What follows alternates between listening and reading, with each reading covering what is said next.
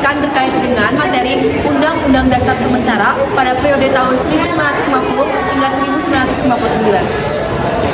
Yang pertama, kami akan menjelaskan terkait dengan latar belakang sejarah adanya Undang-Undang Dasar 1950. Mengapa demikian? Ketika Belanda mengesahkan kemerdekaan Indonesia dan mengakuinya, kemudian tadinya Republik Indonesia Serikat menjadi Republik Indonesia. Pergantian ini didukung dengan pergantian konstitusi. Selanjutnya, Jara akan menjelaskan lebih detail. RIS dibubarkan oleh rakyat dengan demo besar-besaran untuk menuntut kembalinya kesatuan Republik Indonesia. Konstitusi tersebut dinamakan sementara karena bersifat sementara. Hal itu tercantum dalam Undang-Undang Dasar Nomor 7 Tahun 1950 tentang perubahan Konstitusi RIS menjadi Undang-Undang Sementara RI dalam sidang pertama DPR rapat ke-71.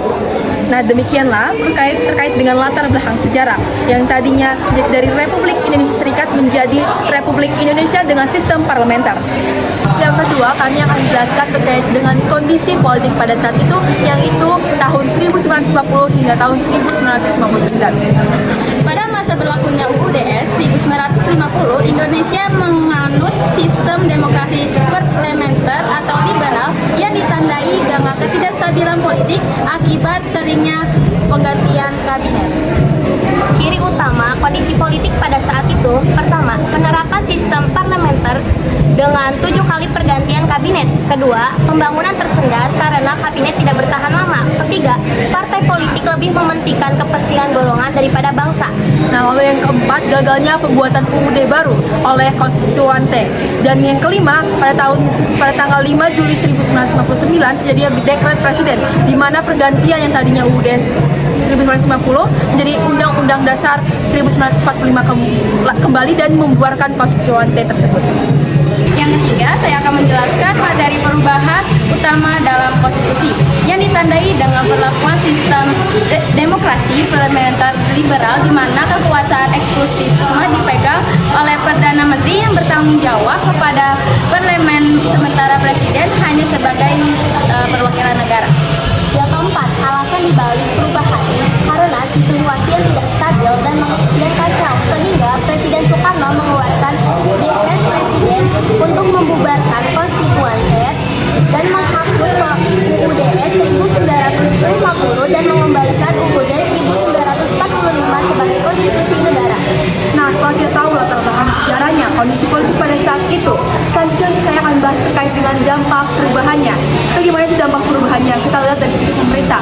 Kita tahu bahwasannya banyak sekali pergantian kabinet dan banyak kabinet yang mengutamakan kepentingan pribadi dibandingkan kepentingan bersama. Hal ini terjadinya ketidaksesuaian politik dan saat itu sangat berdampak kepada kepercayaan masyarakat terhadap pemerintah, sehingga pemerintah tidak dipercaya dan terjadi kericuhan.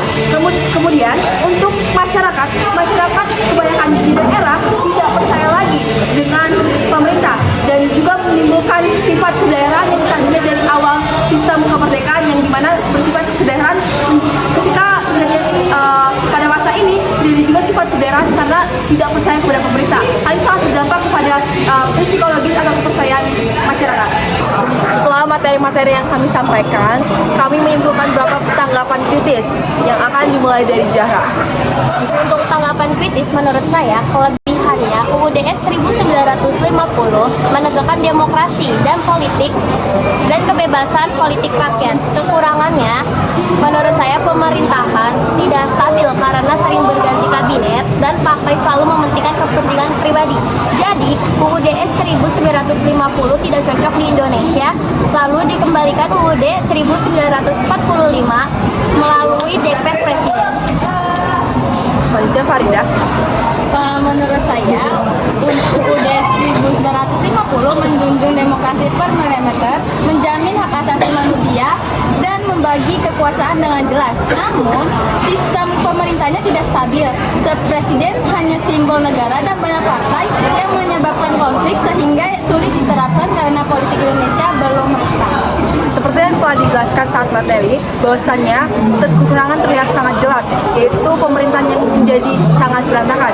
Tapi ini memiliki kelebihan. Satu kelebihannya adalah sangat-sangat menekankan demokratis dan juga memberikan ruang diskusi yang lebih besar lagi dibandingkan undang-undang sebelumnya. Dan hal ini yang menjadi kelebihannya. Sekian dari kami, apa yang bisa kami sampaikan. Semoga yang kami sampaikan bisa menambah ilmu. Kurang lebihnya mohon maaf. Wassalamualaikum warahmatullahi wabarakatuh.